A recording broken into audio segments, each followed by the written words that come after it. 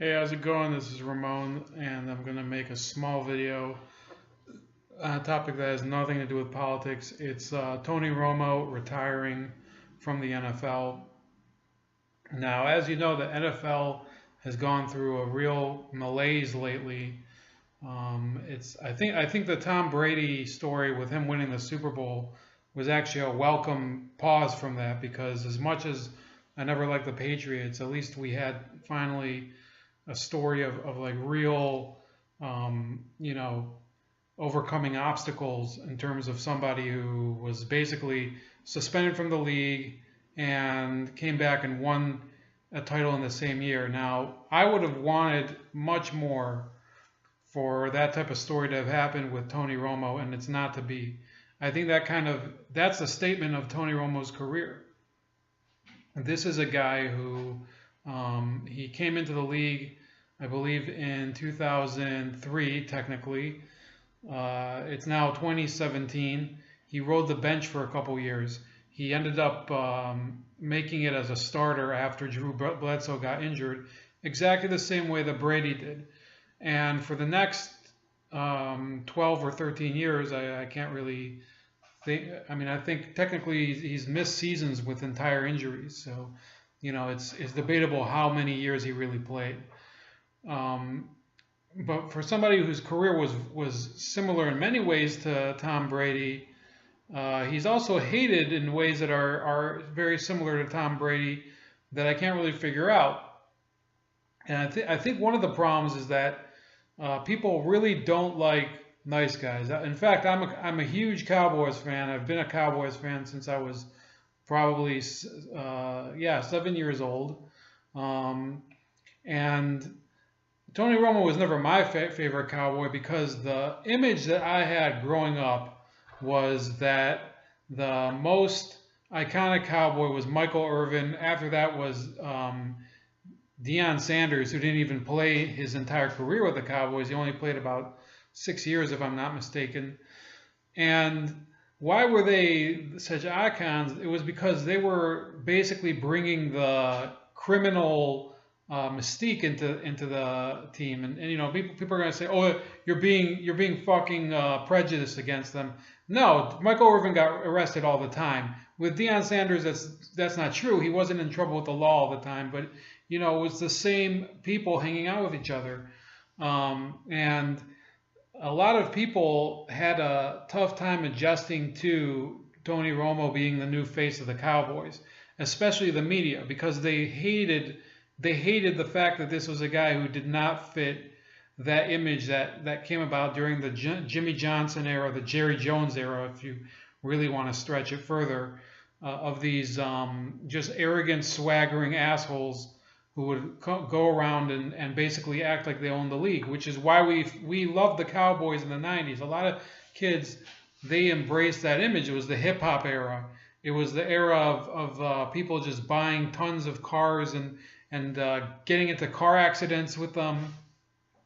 So Tony Romo, I'll tell you what, it's weird. I never really became a huge follower of his, but I always thought it was much more interesting watching that team with this guy on it because he wasn't a large quarterback. He was always in trouble with interceptions. Every single game, it seemed like it was a cliffhanger. He was probably, in terms of his accomplishment level, he was like the Allen Iverson of football. He was a statistical wonder that never got anywhere, or at least he'd get only so far and fall off the cliff. And people started using it as a means to say that the Cowboys aren't going to get anywhere because they're a disaster waiting to happen. Well, if they're a disaster waiting to happen, then why is it the rest of the league has adopted all of those negative characteristics of the Cowboys from the 90s, and we're just seeing the league doesn't give a fuck about that. They never will. All of this criminal element in the league is really the problem. Everybody who criticizes Tony Romo, they just spend an entire career just bashing a guy. He's not even, as far as I can tell, his personality isn't very magnetic. It's like kind of like the average person that you would talk to. Maybe a little more successful, with his whole golf career and like having a successful blonde wife too. So some of it does overlap with Tom Brady. Obviously, I'll acknowledge for years I thought there's never going to be a better quarterback than Joe Montana, and that comes as something hard for me to say because I hate the 49ers. So Tom Brady, I think, did eclipse Joe Montana this year with his 5th Super Bowl, and furthermore, as a result of that, Tony Romo will never be even close to the level of a quarterback as Tom Brady or Joe Montana, for that matter. He didn't even have one title. But some of the same problems that we see with people having with Tom Brady, him having a hot wife, him being, this personality that doesn't really, he's never really got those hot-headed moments, at least not to the media.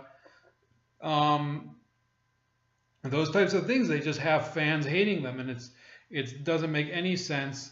And I think that there was a certain element in the Dallas fan base that was also fanatically devoted to Romo. I could certainly understand it. I just never got into it. It's already been difficult to adjust. Dak Prescott came in. Nobody could have expected that this guy who was, again, a low round pick, a low pick in the draft, not very highly touted. It parallels the Romo story, probably even more because he made it as a rookie. So I was pretty thrilled when Prescott did win the starting job and kept it due to the Romo injury. And I believe it was for the best. I don't think that Romo. First of all, I think that once you suffer back injuries and repeated collarbone injuries, there's really no reason for you to keep risking the rest of your life in order to get a title that you might never get. If you really think about it logically, it doesn't make any sense. If you're in their position, the position of somebody who's been competing their entire lives, as some of these athletes are, it does make sense to keep competing. You have these boxers that unretire too. George Foreman unretired in his 40s.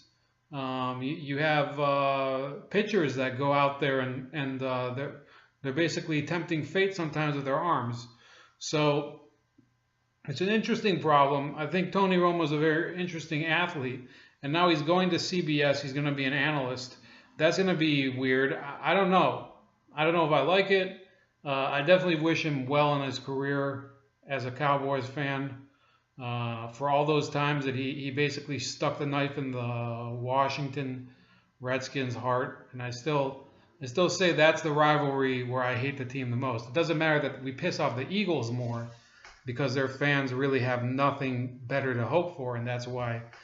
If you've seen the thumbnail for this video. Maybe some of my fan base isn't my non-existent fan base, but anybody watching out there in Pennsylvania definitely won't become a fan of this channel thanks to that.